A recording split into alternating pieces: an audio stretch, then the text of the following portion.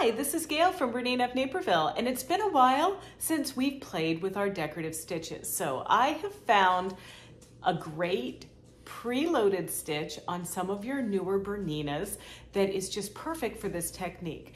I'm calling it hidden stitches. You might want to call them disappearing stitches or whatever, but some of the basic things that you're going to need is either memory capabilities on your machine, you know, where you can pick a stitch, add another stitch to it, and then you create kind of your own stitch, or your combi mode on your machine. Now, combi mode is found very easily on our new BERNINAs. It's that plus sign down at the bottom of your stitch viewer on your machine.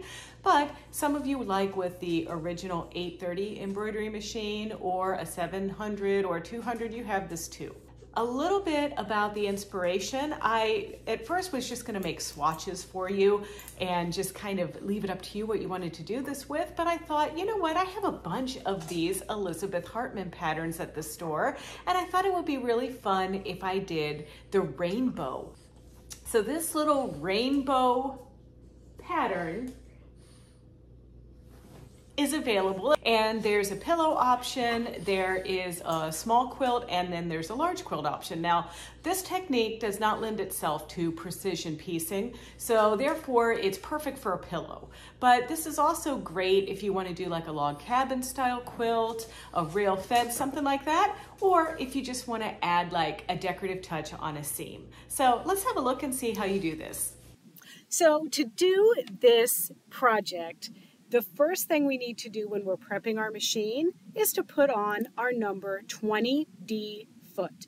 And so I just click my presser foot button, search for my 20D foot, and select it. Now, of course, if you are using a BERNINA that does not have dual feed, you can also use the 20C foot. But I'm using my 790 Pro today, so I'm using the 20D foot. Now, the 790 Pro doesn't come with this foot, but it is available as an additional item. Once I have this foot selected, let's warm up with a little exercise using a stitch that's already on your machine that is totally ready to do this hidden stitch technique. And that is going to be in your quilting section, and it is stitch number 1321. Now, our quilting stitches are represented by this little grid here, or you can go up here to this magnifying glass, touch it, and type in the stitch that you're looking for. And then once you've selected your stitch, you can close it. And now this is really easy. If you can sew a straight seam, you can do this. Now, before we get started, I am making my cute little rainbow block, which is just stitch and flip all of the way. So I'm using this 15-inch square of tearaway stabilizer that I told you about, and I'm centering our first piece that goes on. Now, I've taken the time on my little half squares that are going here to draw a line from corner to corner and line them up according to this pattern. But I am just going to use that blue line and do this stitch number 1321 right down the middle of the blue line. And this is kind of a fun little warm-up for when we need to do some of our piecing. So when we stitch this into position, this is also a good opportunity to see, you know, if we need to make any adjustments to the stitch, if we like the width, all of those things. And then when we cover that diagonal line, we're going to pull or tug on this fabric, and look, it exposes that cute little stitch. I call this the Frankenstein stitch, honestly, because that's what it looks like to me. Now for this next section, I'm taking my next piece that goes right next to these two half square triangles and lining up with both my fabrics right sides together. And then I'm using the middle of the right toe of this foot as my seam allowance. Now, this isn't going to be the world's most accurately pieced item, but remember, we're making a pillow. We're not trying to do precision piecing with this, and so this is going to do it just fine for us for this application. So I'm taking the raw edge of my fabric, and I'm lining it up in the middle of that toe, and I'm going to stitch this stitch all the way down. I do find it a lot easier if you can reduce your tension on your stitch to about 1.25. And the reason why is it really helps me, once we've finished with this stitch, it helps it be able to pull apart to expose those zigzag stitches while hiding our straight stitches that secure our seam. So once we add our first row of rainbows, which in my case is this cream color, we are then going to move on to a different stitch for each little time we add a new color. And I just think that these simple white threads that I'm using for this also just create a very modern but simple look. Let's take this stitch to another level by creating our own stitch using combi mode with 2 different stitches. So moving on to something a little fun and a little custom requires us using combi mode. Combi mode is activated very easily by touching the plus sign right here. Now there's a slightly different icon that you need if you have an original 830 computerized embroidery machine, or the 730 or the Artista 200, or even in your 3 Series original 440 Auroras and those. So you might want to look into memory mode on those machines. But nonetheless, any new Bernina starting with the 435 and up actually has this little plus sign to do combo stitches. So you can do this, everybody, on a simple Bernina. I just happen to be using our new Bernina 790 Pro. So after you open the combo stitch, go to your decorative stitch squiggle and select the 400 series of stitches. And I'm going to select stitch number 401, and I'm going to adjust my tension to 1.25, and then I'm going to go to my straight stitch and select it 3 times. And that's all I'm going to do. And if you want to make alterations to any of the stitches, you can just select them in these little layers that you see over here on the right side. And of course, it's going to start stitching with our little triangle. As long as I touch it there, see where my little penetration mark is? If I touch it right here, it's going to start stitching at that stitch and do straight stitch, then this triangle. But it doesn't really matter where we start.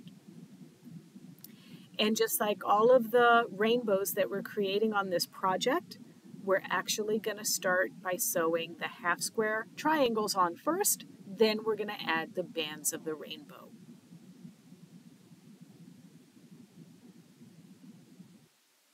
So this next exercise is just like what we did, but we're adding a little bit of a twist to it.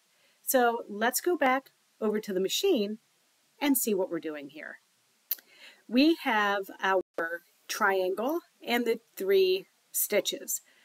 What I want to do is take one of these arrows, this arrow right here at the top, and see how that dotted line moved to the top of that triangle? Well, now I'm going to go back over to my decorative stitches, back to stitch 401, and I'm going to select the stitch again. Once again, remembering to adjust the tension to 1.25, and remember that we do this so that we can fold that fabric over and the threads will not pucker up that much. So that's why we're loosening the tension on these. Another thing I want to do is widen the stitch width all the way to 9.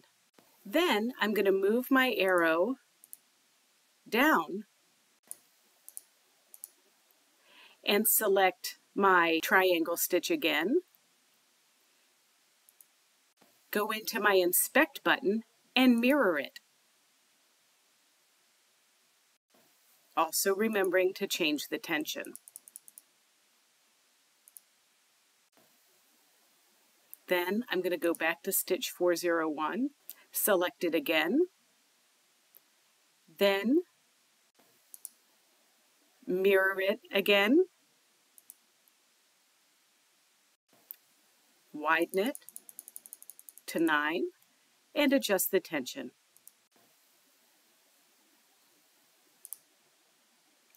Then when we look at this in our preview mode, over here on the left, we can see what the stitch is going to look like. So in case you didn't know, preview mode, once we're in combi mode, are these arrows that look like they're expanding something. So we select that, we can see our design board, and we can see to the left the preview of what it's going to look like when it stitches out. All right, let's give it a try. Now the challenge with this one is that we have multiple different elements, but you can see how just with one stitch we can change with the mirror to make it look like a different motif. So I want to kind of give you a tour of some stitches and explain why some stitches are going to work well for this and others aren't. So I'm going to just look at our 400 bank of stitches here. And I'm going to get out of combi mode for just a moment. So this one works really well, number 401, because there's symmetry with this. Stitch number 406 is really going to yield you a diamond if you would try this technique. And it's simply put, it can't see too many things when you spread it open past a certain point. Stitches with a lot of detail are also not going to work. So see how this one's asymmetric? It's larger on one end, smaller on the other. That one's not going to work. And quite a few of these simply aren't going to work. Stitch number 442 will, because it's symmetric. This one's symmetric. And if you're in doubt, just do a test piece first to see how it comes out. So with that in mind, let's open our combo stitch again. And it's time to try something completely new. Now, if you really like a combo stitch, all you have to do is select your heart and the arrow jumping into the folder. That's going to save the combination. And now you can retrieve it again in the future. Once you have saved it, it's okay to select all. That's what all these dots mean.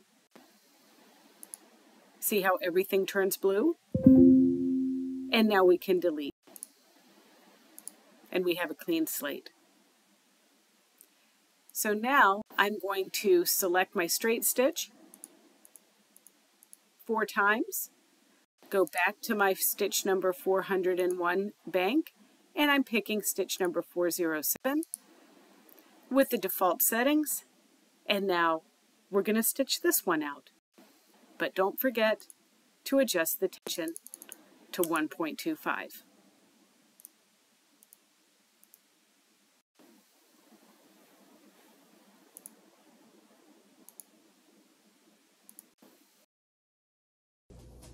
All right, well, wasn't that a lot of fun? Do you feel empowered to kind of try your machine for some other things? I hope you are.